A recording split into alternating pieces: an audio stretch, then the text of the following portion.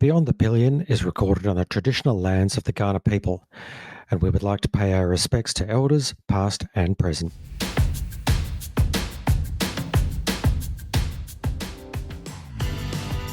Welcome to Beyond the Pillion. This is episode 15. My name is Kahiwa Sebire. I use she, her pronouns, and I am the chaotic one.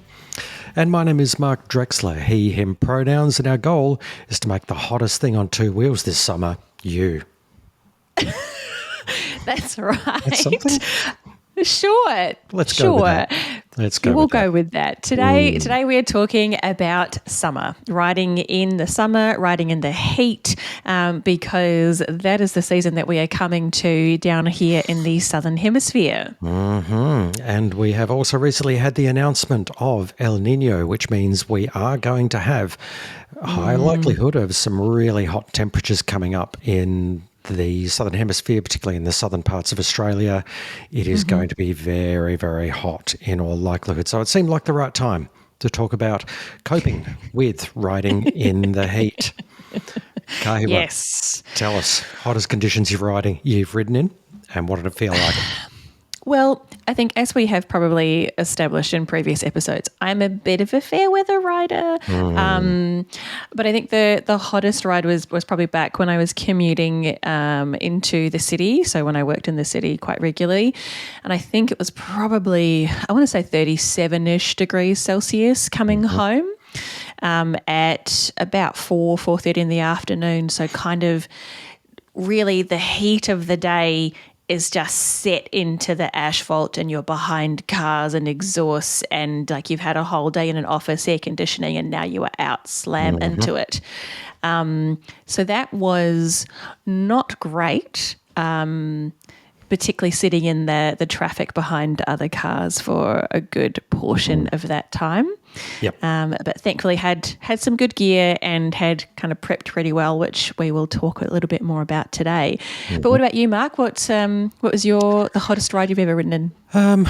Because I am inherently stupid, the hottest that I have ever ridden in. Now, for our American listeners, we know you're out there, so 37 degrees I think is 100 Fahrenheit, which is what Kahiwa was talking about. The hottest that I have ever ridden in is 45, which was similarly commuting from the city, I think probably about a 25, 30-minute commute through traffic in 45-degree heat, which for our American listeners is about 190 something. No, it's not that hot, but it's... No, I think it's like 115, 120. If only there was some place we could Google this. Anyway. You can Google it.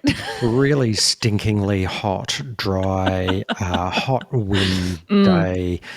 And yeah, it was one of those, it was a bizarre experience. And I'll talk a little bit about the impact of heat on the body.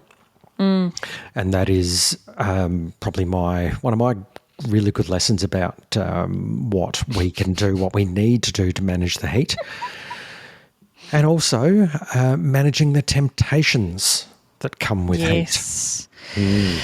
Yes, I think, and we're seeing it already as we get some quite nice warm days down here, and lots of motorcyclists kind of riding past. The temptation to wear the shorts and the T-shirt that you might want to wear once you get off the bike whilst you are riding.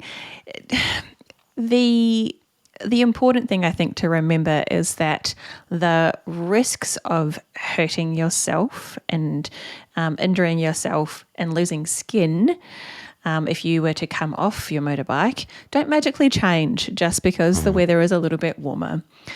So it is really, really important to still dress for the slide rather than the ride and make sure that as much as possible, the skin is covered and you are wearing things that are going to keep you protected should something happen. And with that, for our Adelaide listeners, we are quite excited about the kind of gear swap meet for the Women Two Wheels South Australia group happening about a week after this will go live, Sunday the 8th of October. So check out the Facebook group if you are a local to join in on that. To possibly either pick up some new gear. So, Mark, what are some of the kind of essentials of gear for riding in the hot weather? I think so. I'll mention a few particular things that I think are very, very important to have. As Kahiwa said, yeah, you really do need to still cover the bits that have the risk of hitting down, but also covering the bits that are at risk of exposure to the elements more broadly. So first one I would throw out there is the importance of a good ventilated jacket. Now, depending on the jacket or jackets that you have, some jackets will be, for example, leather jackets that have either small mesh or similar vents in various places, like under your arms, maybe in the chest to at least allow a little bit in. Some of them will have zips that you can sort of zip down the ventilation ports to allow a bit more in. My favorite, I think, for really hot weather is one that is so I've got several jackets. Middle of summer, the only thing I really wear is a jacket which is primarily mesh.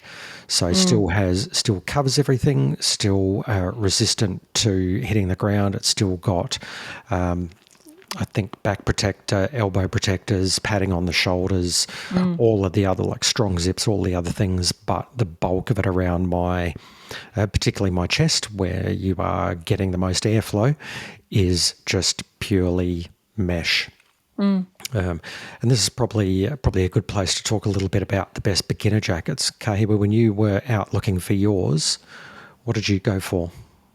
Yeah, so I think I've got, I think it's a dry rider jacket, which is very similar. So it has the kind of a mesh outer layer and a kind of thinner inner layer. Still has a lot of the protection and armor within it in the elbow, shoulder, back area, but it also comes with a removable lining so that it can span that maybe spring to autumn kind of timing.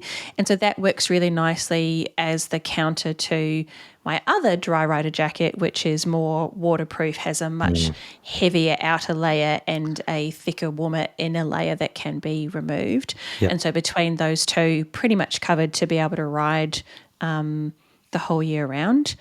The other jacket that I have is mostly leather, but it has like neoprene kind of patches, particularly under the arms and in a couple of other spots as well, and also armor in the elbows and shoulders and similar.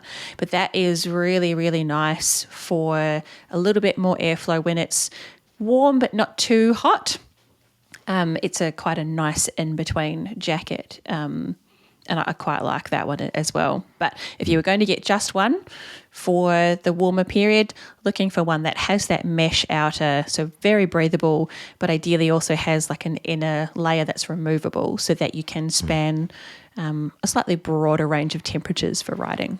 Yep, completely agree. And I have seen several on the market now that have two linings on the inside. Ooh. So, yeah, so you really can make it into almost a Four Seasons jacket through having just multiple linings in there. And yeah, when we get to the summer month, take one or both of the linings out, chuck them away somewhere safe. Don't forget them and lose them. And then away you go. So, yeah, having a jacket, because your upper body is the most exposed part. It's where you're going to cop that, and your head are going to cop the most of the air as it's coming towards you, and that can be good or bad. So yeah, a ventilated jacket is a very, very good start. And similar, so depending on the helmet that you wear, and we've talked a little bit about open face helmets, but we'll just focus on full face helmets at the moment. Most full face helmets that you're going to buy, and depending on the amount of money that you spend on them, typically the more money you spend, one of the things that you tend to get more of in a helmet is ventilation. So go and grab your helmet. Go and grab it right after this podcast, right now, actually. I hope you're sitting there with it on your lap anyway, polishing it. Okay. No, I go down that path. No, let's not. Have a play with whatever helmet it is you have to make sure that you know what ventilation it's got, what little switches, dials, buttons, whatever it is. Each helmet is different. Almost all of them will have at least some form of vents on there that can be open and closed. When like I was saying, your upper body and your head will get a lot of the airflow going past it compared to your lower body, and having those vents open, so at least you're getting a little bit of air going past your head. Your head will get sweaty, and being able to at least carry some of that away and get a little bit of cooling is very, very important. Yeah, we'll do a little video reel for Instagram and a short for YouTube as well, just to show some of the little vent mechanisms on some of our helmets. But I know on mine, and you can see older one up in behind me if you're watching the video, has a little vent at the top of the head. And it also has one underneath the chin, which you can open or close with a little lever. And that works really nicely together with, I think similar to when we were talking about riding in the winter, you can also just crack the visor just a little bit to help get some airflow through as well. Can be really nice. The other thing I quite like about my helmets, which is a big purchasing decision for me, is I've got a helmet that has an internal visor. So in the hot weather, in the sunshine, the bright sunshine, personally, I find that really challenging on my eyes, but I'm not a huge fan of wearing sunglasses with motorcycle helmets, particularly for full face helmet, in case I go through darker leafy areas and now it's too dark and I can't take my sunglasses off and it inhibits my visibility. So my preference is to have a helmet that has an inbuilt visor that I can just flick up and down. So it's there when the sun is bright and I can very easily, just with a little flick of a lever, push that visor back up again. And when you're talking about visor there, it's a tinted visor, isn't it? So you have your main outer visor, which is clear, visor. And then you have a tinted visor which sort of flicks up and down. Yes. That does elicit a little bit of jealousy from me at these times of the year because my current helmet doesn't have one. You have to take the whole visor off and you can put a tinted one on. Correct. Is that right? Yep, correct. So again, depending on the helmet that you buy, some helmets now, and this is a really good thing to look around when you are shopping for a new helmet, some helmets will come with a free tinted visor that you can swap out. Which is fantastic because if you're buying one separately, they're about another $100 typically. The downside of switching out for a tinted visor is, and please remember this and try not to get caught by it, going out during the day, it's bright, it's sunny, it's hot, and then going out and it's nighttime and you realise, now I didn't bring a different visor and now I'm making the choice of either riding in pitch black, don't do that, or riding with your visor open at night, which then, you've got its own set protection. of challenges. Yeah, it's got its own set of challenges. Yes. So that is where, yes, Kahiwa's helmet is better, and that purchasing decision of having an internal sun visor is actually a really good one. So I do quite like it. I've only seen it on a handful of brands, and then even then just a handful of models. But as someone who very regularly forgets things and would absolutely be the person who goes out with a tinted visor and has to come home in that exact scenario that you just described, Mark, for me, it takes away the risk of that by just saying, nope, I'll just flick it. Yep. And they are getting more common now, which I think is great. Like 20 years ago, they weren't a thing. So yeah, it's good. Next, so moving down the body. Moving down the body. Gloves. So still up on the upperish part of the body, but your hands, unless you've got hand guards, then on your bike, then your hands will also be right in the firing line. They'll get a lot of sun exposure. They'll get a lot of exposure to the wind. And unlike jackets, where you can get jackets that you can peel layers off, when it comes to gloves, it's probably best just to spend the extra money, buy a nice, lightweight, really well ventilated set of summer gloves. Please, again, I'll just say it, resist the temptation to ride without gloves. Can't say it enough. It is the first thing that you will when if you do ever come off, then you will reach your hands out because it is just a natural reflex action. Make sure you have gloves on. Yes. Yes, please. Yes, please. So invest in a set of summer gloves if you're going to be riding regularly. They really will make a difference compared to even riding middleweight gloves where you find your hands will get extremely sweaty real quick. So I would agree. I think if you are just kind of getting into riding, or maybe this is your first summer, if you are investing money in something, I think a jacket and a pair of specific gloves are going to be really, really good investments, because they will, as we kind of talk about in a second, the impact of the heat on your body through your chest and through your hands, you are staying safe, but you're also allowing some of that cooling to happen in the most kind of efficient way. They are worth the investment, particularly lightweight gloves. Personally, I dislike the feeling of really hot hands when I'm riding. It feels really puffy, and I don't enjoy that at all. It just feels gross. And moving further down the body, so starting to get into the stuff that's maybe not as important because it's a little bit out of the elements. It's a little bit sort of tucked away, and but your lower legs. So again, sounds obvious, but no, please, for the love of all that's holy, don't wear shorts on a motorbike. The skin grafts are not worth it. Not to mention the sunburn. But just don't. But it is again, it's probably, if you are going to be riding regularly through proper heat, it's worth trying to find some lightweight fabric, specific riding trousers, riding pants.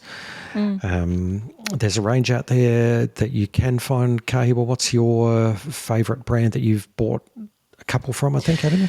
Yeah, I think there are a few brands specifically for women and people in bodies who are assigned female at birth that now have quite a few different options. The brand that I personally quite like is Moto Girl. I think they have quite an inclusive size range and shaping, and their fit seems to be pretty good in terms of the size charts and how they actually then fit on your body. I've got two that I quite like to wear in like warmer days. One of those is a pair of black leggings. So black's less than ideal, but the fabric is really, really light and breathable, but it still has Kevlar lining. And there's something about the way that it's constructed that it just seems to help you feel cool, even though the black is warm. The other pair that I have are more of like a cargo pant kind of style, still got the Kevlar lining. They both still have space for knee armour within them as well. But the cargo pant ones, again, just a little bit more roomy, a little bit more space for airflow, which can be really good. I do feel like if you are riding on a slightly longer ride, even with something like the cargo pants or something with Kevlar lining or other jeans, it can be really useful to wear kind of compression wear or like skins underneath. They'll be a little bit lighter. They'll help create sometimes a little bit of a gap between the skins and your actual riding trousers, so another place for air to flow. And the compression can also be really good to help keep your body okay in the heat as well. I'd also add one in there that if you are wearing anything like leather pants in particular, but you know, like if you're doing a track day, which we'll talk about later, and you're doing wearing full leathers, then wearing skins underneath is a really good idea if you don't want to get trapped in your leather gear until you've cooled down and stopped sweating. Trust me, I find that also with things, with some of the ways some brands do the Kevlar lining, sometimes that can be quite sticky on your skin if you've been a bit sweaty or a little bit puffier. Yep. Skins can be really helpful to help just even normal non-leather pants coming off a bit easier. Yep, definitely. A quick call out as well, something that Kahiwa mentioned is that black might look cool, But it is, as most people probably know, it's about the worst thing that you can wear on a really hot day because it just absorbs heat. So it is really hard to find light-coloured protective gear. I think trousers in particular. Yeah, definitely, Yeah. definitely. So once again, it depends on how much you want to spend, how often you're going to be riding in the heat. But if you're going to be riding around in a lot of heat all the time, then find something. Yeah, find jacket and pants that are a lighter colour, and it will absolutely make a difference in the amount of heat that you reflect rather than absorb. Yes, absolutely. So that's a little bit about clothing. Not an exhaustive list by all means, but those are sort of the main things that jumped out about clothing. Okay, but what about what? Oh, I think the other thing was, well, the thing that I wear kind of every ride is a neck sock. And we talked about that as part of winter gear. But I think they are equally as important when you're riding in summer, in warmer weather, in the sunshine. Partly, again, just to keep the kind of sun off of your neck, but they can also help to help sweat things kind of move off or help create some airflow if you've got a nice kind of thin, lightweight sock as well. Good point. Very good point. But yes, the other thing we were talking about is, I suppose, the impact of the heat on the body. So we've talked about some of the gear that you might want to wear and alluded to some of the reasons why things that are breathable, things that are not absorbing the heat might be a good idea. And this is because, particularly in the very warm weather, heat can do some pretty nasty things to the body. So obviously the extremes of things like heat stroke and heat exhaustion, all of the things we want to avoid. But even just generally being warmer can have an impact on your body and therefore also on your brain. So one of the first things that can really happen is you get dehydrated. And so when we get dehydrated, it affects your brain's ability to concentrate and to make good decisions and all of those types of things. So it is a really, really good idea to have, make sure you're drinking some water before you ride. And then also once you get back, if you're going on a longer ride, maybe packing a water bottle or stopping somewhere where you know that you can get some water will be a really good idea. Because being on a moving bike, you will also sweat in the heat, and that sweat will evaporate really quickly, which is a good thing because that's how your body naturally cools itself down. But this will contribute to the dehydration in your body. So it's really important to be preempting some of that by drinking water earlier, and then also kind of replenishing that either as you go if you're on a longer ride or when you get to wherever your end point is. Yes, when you are particularly in hot wind days. So it's not so bad when it's cooler wind on a sunny day, but a hot day with hot wind, you're pretty much putting yourself inside a fan-forced oven. And your body will just keep on sweating more and more, and that will evaporate off really, really fast. So you can lose a lot really quickly, even if you are not, like you're not running, you're not doing that much in the way of physical activity, like if you were cycling, for example. But you can still lose a lot real fast. Yeah. And I think particularly here in South Australia where it is quite a dry heat, it does feel like you are in a fan-forced oven for sure. Yep. The other effect of that, particularly the drier heat, is it can dry out your skin, which at least for me, that contributes to being a distraction, making it a little bit more difficult to concentrate. So I think it's really important to have something as simple as lip balm because the air is potentially coming right at your face. That can dry out really quickly. And wanting to use sunscreen, even though you're going to have a helmet on, you're still going to get that potential sun kind of bouncing into your face as well. So Absolutely. wearing something with sun protection because not only your face, but also all of the little gaps between your gear making sure that we are preventing sunburn, because I cannot imagine anything more horrid than, getting a little bit of sunburn like right between your wrist and your hands, and then having to put your jacket and gloves back on again like the next few days when that's all inflamed and angry and irritated. That would be so horrible. Yeah. Back of the neck is another one, or depending on where your jacket sits at the bottom of your jacket. If when you lean forward, there's sometimes a little gap. Even if you're wearing short socks, then just above your ankle. So hopefully you've got riding shoes that are covering your ankle. But if you're wearing shorter pants, if there's a little bit of gap, cover it up with some sunscreen. And one we haven't mentioned yet, but I'll throw in there because I have some problems with this, is also your eyes. Yeah. So your face and your lips, even if you've got a full face helmet, you're still going to have a lot of air rushing past it one way or the other. I struggle with my eyes becoming very dry. So that's another thing. If going out, just trying to be prepared, bring some eye drops. It's just another thing, because everything gets dried out. Yes. I know when I was kind of working in the city, either wearing glasses or when I would wear contacts, often would make sure that I packed just those tiny wee little bottles of eye drops, because it does make a difference to just make sure that you can see really clearly. You're not having that grittiness or anything kind of impacting your vision, because that is obviously very important It sure is. riding well and riding safely.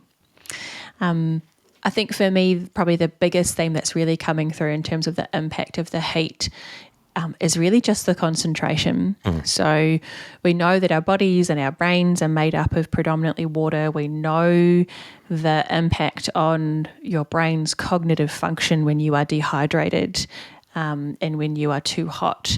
And so when you are riding in warmer weather, extreme heat, it will impact your brain's ability to concentrate. That might look different for different people depending on your brains. I feel it very, very tangibly because I struggle to concentrate anyway. But so one of the things that is, I think, really useful to keep in mind, as with anything, is to take a break. If you are going somewhere and you can take a slightly shorter ride, consider taking the shorter length ride, or add in like a quick stop or break in the shade.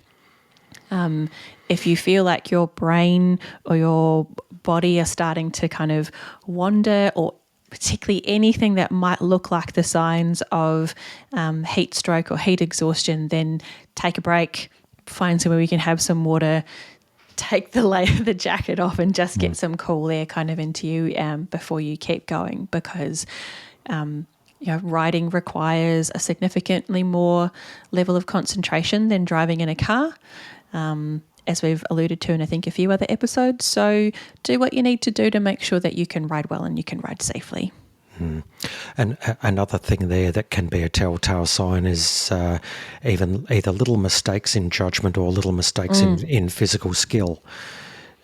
You're out riding and you've been riding for a while and you know your bike inside out, and then all of a sudden you start making really clunky gear shifts, or a corner that you just didn't really at all do well, and you're thinking, what on earth is going on?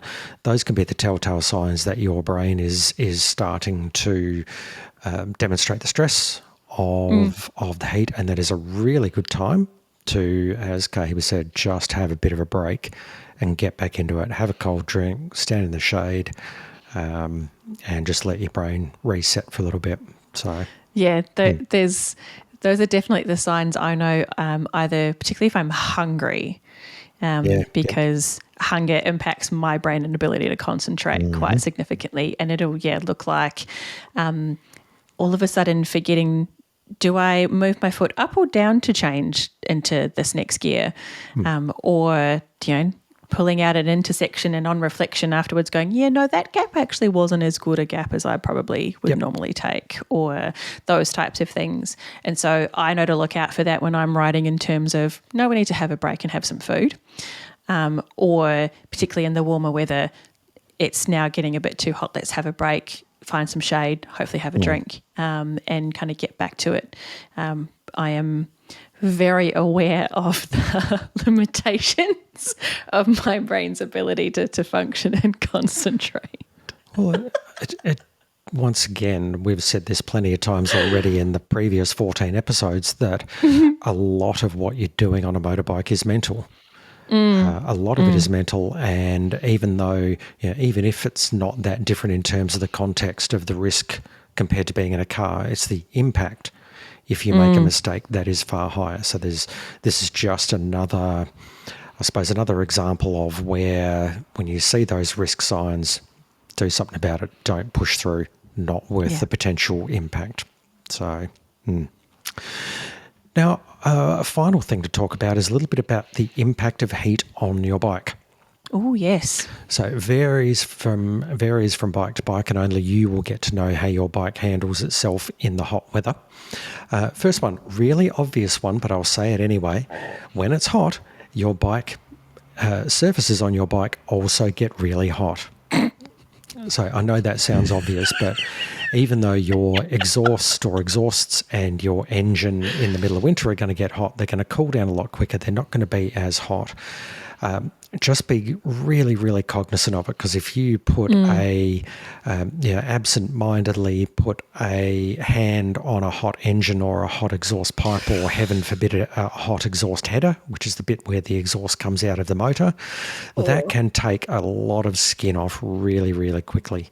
And that's not just on your own skin either, but if you are taking out and you're draping your jacket over your motorbike, or you're hanging anything else, or leaning helmet anything along the up, side of the bike, and then just remember that you are going to have bits of metal on your bike that are already hot, regardless when the time of the year, but they can become just incredibly hot and can do a lot of damage very, very quickly to anything that isn't capable of coping with a few hundred degrees Celsius. So just be aware of that, be more cognizant of it in summer.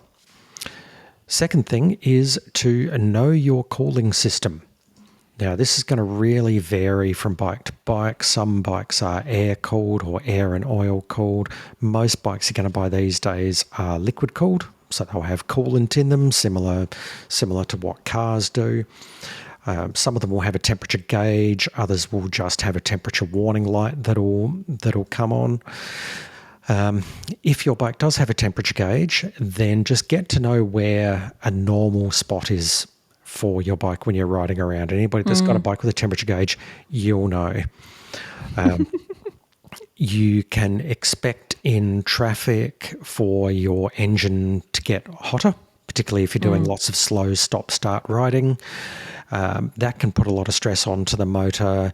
You may hear things happening that you don't hear during winter. For example, some bikes, or just about all liquid-cooled bikes, will have a fan which will kick in usually when the temperature gets sort of up around the 100 degrees Celsius. So if you hear fans going on when you're stuck in traffic, that's not necessarily a problem with the bike. It just means that, there's a sensor in there that says, right, we've now reached a hot enough temperature that the bike needs to start doing a bit more. That's just because when you're riding along, when you're moving, at least there's air moving past the radiator, which cools off the coolant. When you're stuck in traffic, you're just sitting there again baking, really. So that's just the motor trying to get some more airflow through to keep it cool. Do keep an eye out if you have a liquid-cooled bike for coolant leaks. So if at any stage you see anything more than a few drops, sometimes a few drops under the bike is just the bike sort of naturally handling a little bit too much coolant sometimes. If you see a big puddle underneath your bike of coolant after you've gone for a ride, coolant, you'll usually be able to spot it because typically it'll be like a green colour, maybe a blue colour, but most commonly green. then that might be something once the bike has cooled down to check the coolant level. So go and check your manual. If you haven't got a manual with the bike, maybe pop into your bike store, ask them for an opinion, or give them a call and see, or jump online and just do some Google searching for a manual for your bike. Because if you you really need to make sure that your bike's cooling system is doing what it is. And if it is a liquid cooled bike, then having coolant in there is a really important part of that. However, if you are reading, you're reading your manual and it says to check your coolant, then remember, never, ever, ever open a hot radiator. Your cooling system has coolant in it, which is, in spite of the name, gets really, really hot and also gets under significant pressure. So if you open up a hot radiator, then it will expand very quickly and shower you in, worst case, potentially superheated fluid. So more than 100 degrees Celsius without boiling, because it's under pressure. And that is, a trip to hospital really quickly, unfortunately, and probably some skin grafts. So, leave your motorbike to cool down completely before you do anything relating to the coolant. Not worth the risk. And finally, keep your bike serviced.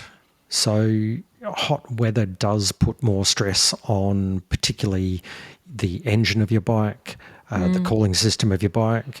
So the best way to make sure that your bike is going to maintain happy operation through even the hottest of the hot weather is just to get it serviced regularly.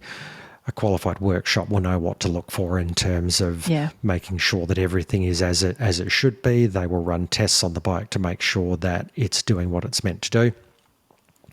And because the downside of trying to save money by not getting your bike serviced is, particularly in the middle of summer, if you have a catastrophic failure of your cooling system, that can cause some extremely expensive damage to your bike that will end up just costing you far, far more money in the long run than what you might save by just avoiding getting your bike serviced in accordance with manufacturer's specification, blah, blah, blah, blah, blah. Yeah. So, yes, that's a little bit about just some of the things to be aware of on your motorbike.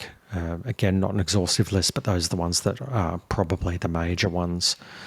Yeah. I think that the other thing, not bike specific, but the other thing to think about that can be impacted by heat is your helmet. And so particularly if you're going out somewhere and maybe leaving the bike and your helmet out, to be thinking about where you store and leave your helmet whilst you are out. So I know quite often, heading into the city or into other places, I'll see bikes with then the helmet kind of hanging off of the side, off a handlebar or like a pillion footrest or something like that. And whilst I have my own opinions about the sensibleness of that in general, I think if that is at all going to get any sunshine, to leave your helmet out kind of baking in that sun potentially for extended periods of time directly impacts the quality and integrity of your helmet and therefore its ability to do the thing that it needs to do when you need it, which is compress to protect your head. So if at all possible, I think it's a good idea to keep your helmet out of the direct sun.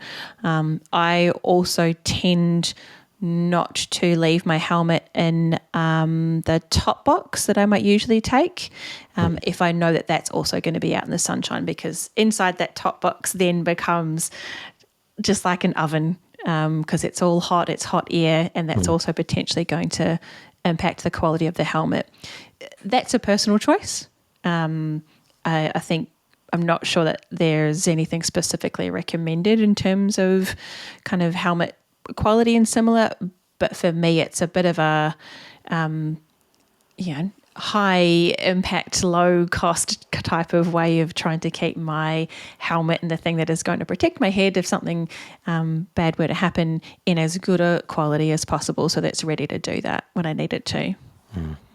Yeah, I think from memory, I'm trying to think about work now. I reckon I have seen care instructions for helmets that do say just that, to say don't leave your helmet sort of exposed to the elements for extended periods of time for exactly the reasons that you've talked about. It just accelerates the degradation of a bunch of stuff within your helmet. Do it once, it's probably not going to make a difference. Do it as just a regular thing that you leave it sitting out in direct sun. Yeah, you're going to drastically shorten the lifespan of your helmet and potentially the effectiveness of doing its job. Yeah. And we're all fans of trying to get good quality things and keep them lasting for as long as possible. So if we can do small little things like, taking the helmet inside with us to make sure that, it's more likely to get a good 4 or 5 years of wear rather than maybe 1 or 2, that to me seems like a no-brainer kind of decision.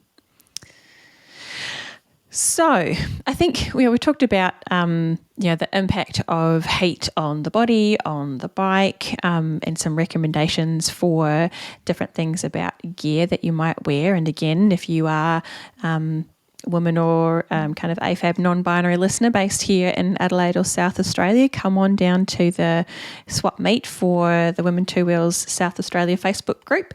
Details are online to possibly either sell or score some new gear at a good price. But I think it's also important, we're talking about riding in the hot weather, riding in the sunshine, to maybe think about some of the good things about it too. Like, it is quite a glorious experience to be riding in that sunshine. I love riding alongside the coastline and being able to see, the sun kind of setting and it's still nice and warm and you've got that warm breeze kind of blowing. It is a beautiful experience, and I hope everyone kind of gets a chance to do that. Mark, what's your kind of favourite thing about riding in the warmer weather? Grip. Without a doubt. Yes. I mean, we if I look back a few episodes when we talked about riding in cooler weather, and we talked a fair bit about just really being cognizant, cold tyres, crud on the road, dirt on the road, all that other kind of stuff. Once you get a few nice sunny days to sort of dry the roads out properly, get some nice heat in the roads, you get more heat in your tyres, and you can actually go out and start to have a lot more confidence in your braking, in your cornering, in accelerating out of corners. It's just a fantastic time of the year to be out, and we see that in the shop a whole lot, that as soon as the sun starts shining coming out of winter, people start to realise, oh, yeah, the sun's shining. Yep, now I want a motorbike. And there's reasons for it, because it's fun. Yeah. I mean, we've talked a bit. Today we did talk, and that's probably the first of the takeaways, to say, really hot weather does carry probably as many risks as riding in really cold weather.